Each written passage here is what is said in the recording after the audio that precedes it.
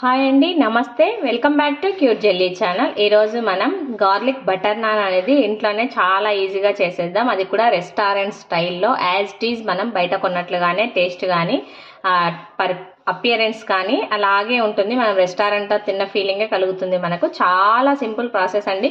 మనం బయట అంత కాస్ట్ పెట్టి కొనే బదులు ఇంట్లోనే హ్యాపీగా ప్రిపేర్ చేసుకొని తినేసేయచ్చు అనమాట. ఇప్పుడు మనం ప్రాసెస్ స్టార్ట్ చేద్దాం. ఈ వీడియోని ఎక్కడ స్కిప్ చేయకుండా చూడండి. ఈ విధంగా నేనైతే ఒక మిక్సింగ్ బౌల్ తీసుకున్నాను.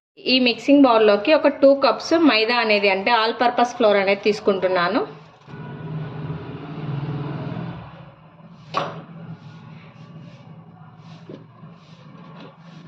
ఈ విధంగా 2 కప్స్ మైదా యాడ్ చేసిన తర్వాత ఇందులోకి ఒక పావు స్పూన్ వచ్చేసి ఉప్పు యాడ్ చేస్తున్నాను. అదేవిధంగా ఒక 1 స్పూన్ వచ్చేసి షుగర్ యాడ్ చేస్తున్నాను, పంచదార.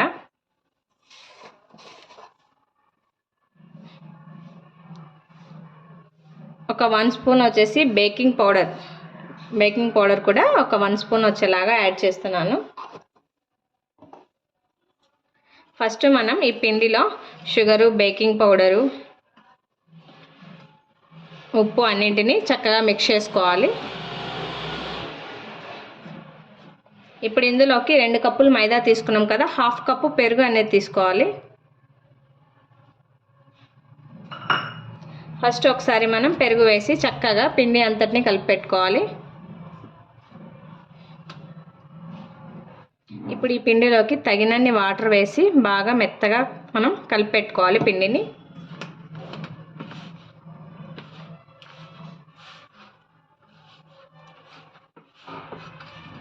పిండిని వచ్చేసి మరి గట్టిగా తడుపుకోకూడదు. మనకి ఇలా కాస్త స్టిక్కీగా ఉంది కదా, చేతులకు అంటుకుంటూ ఈ విధంగా తడుపుకోవాలి.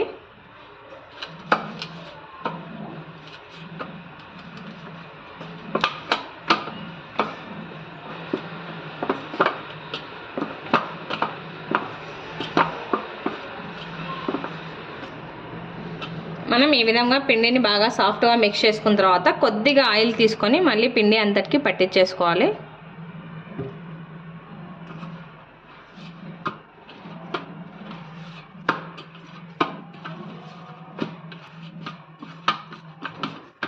ఇప్పుడు ఒకసారి బాగా ఇలా ఆయిల్ వేసిన తర్వాత చక్కగా ఒకసారి ఇలా బాగా ఒత్తుకోండి. పిండి ఎంత బాగా ఒత్తుకుంటే మనకు నాన్ అనేది అంత చక్కగా వస్తుంది అనమాట. చూడండి, పిండిని వచ్చేసి ఇలా అంటే మీకు ప్రెస్ అయిపోతుంది కదా, ఎంత సాఫ్ట్గా ఉండాలి. ఈ విధంగా మనం బాగా చక్కగా పిండిని అంతటిని మిక్స్ చేసుకొని ఆయిల్ కూడా అప్లై చేసాం కదా పిండికి. దీని మీద ఒక ప్లేట్ కానీ ఏదైనా లిడ్ కానీ క్లోజ్ చేసేసుకొని ఒక 1/2 అవర్ పాటు మనం చక్కగా పిండి నాననివ్వాలి. చూడండి, మనకి చక్కగా పిండి బాగా ఎంత ఫ్లఫీగా ఎంత సాఫ్ట్గా వచ్చింది కదా. ఈ విధంగా ఈ పిండిని మళ్ళీ ఒత్తకుండా వీటిని మనకు కావాల్సినంత సైజులో చిన్న ముద్దలుగా చుంచుకుందాం. ఇలా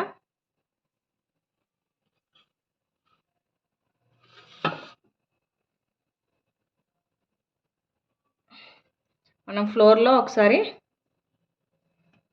బ్రష్ చేసుకొని ఈ విధంగా చేతితో ఈ విధంగా పిండిని మనం డస్టింగ్ చేసుకొని ఒకసారి చేతితో ఇలా చపాతీ లాగా బాగా ఒత్తుకోవాలి. ఫస్ట్ ఈ విధంగా ఒక 2 వెల్లుల్లి రెబ్బలు తీసుకొని మనం దీని మీద ఇలా తురుముకోవాలి.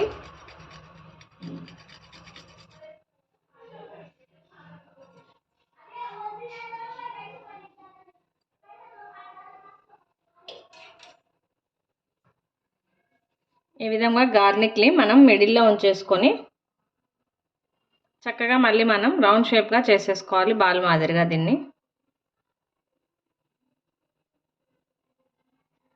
ఇలా అన్నట్లయితే మనకి వెల్లుల్లి అనేది బయటికి రాదనమాట, అలాగే మిడిల్లో ఉండిపోతుంది. చక్కగా మళ్ళీ ఒకసారి పిండిలో మనం డస్ట్ చేసుకొని చక్కగా మనం రుద్దుకోవాలి చపాతీ మాదిరిగా. బాగా థిక్నెస్గా ఈ మైని మందంగా వచ్చే విధంగా మనం బాగా రుద్దుకోవాలి.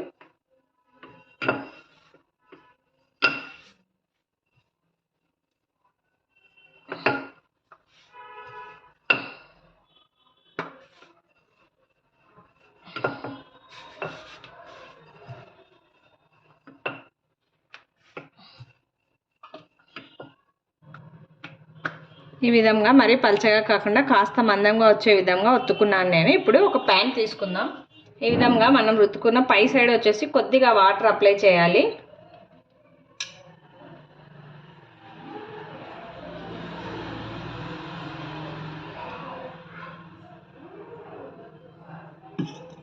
మనం వాటర్ని ఈ నాన్ అంతటికి బాగా స్ప్రెడ్ చేసుకొని ఈ విధంగా ప్యాన్కి స్టిక్ చేసుకోవాలి. మనం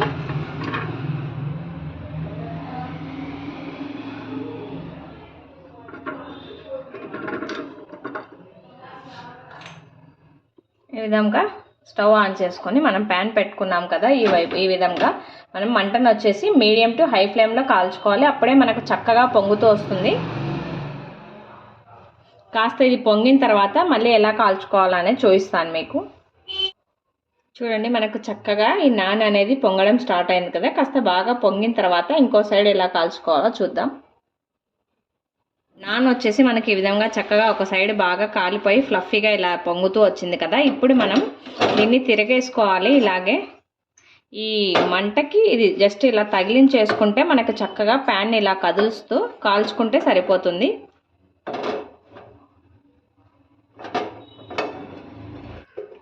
ఈ విధంగా మనం ప్యాన్ని రివర్స్ చేసి బాగా చక్కగా ఈ విధంగా కాల్చుకున్న తర్వాత పైనుండి కొద్దిగా నేనైతే ఈ సాల్టెడ్ బటర్ని కరిగించుకున్నాను. ఈ బటర్ని అప్లై చేస్తున్నాను.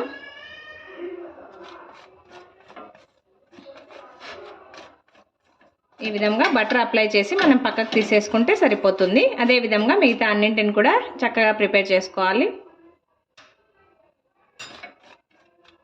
అంతే అండి, చూడండి చక్కగా రెండు వైపులా మనకి గార్లిక్ బటర్ నాన్ అనేది చక్కగా ప్రిపేర్ అయిపోయింది. ఇదే విధంగా చాలా సింపుల్ ప్రాసెస్లో మనం ఇంట్లోనే తయారు చేసుకోవచ్చు. మనకు బయట కొంటే చాలా కాస్ట్ ఉంటుంది. ఇంట్లోనే హ్యాపీగా అందరూ చేసుకొని ఎంజాయ్ చేయొచ్చు. చాలా సింపుల్ ప్రాసెస్. తప్పకుండా ఈ వేలో ట్రై చేయండి, మీకు ఖచ్చితంగా బాగా కరెక్ట్గా కుదురుతుంది. ఫస్ట్ టైం చేసినా సరే తప్పకుండా అందరూ ట్రై చేయండి. ఈ రెసిపీ కనుక మీకు నచ్చినట్లయితే లైక్ చేయండి, షేర్ చేయండి. తప్పకుండా అందరూ సబ్స్క్రైబ్ చేయండి. Thanks for watching.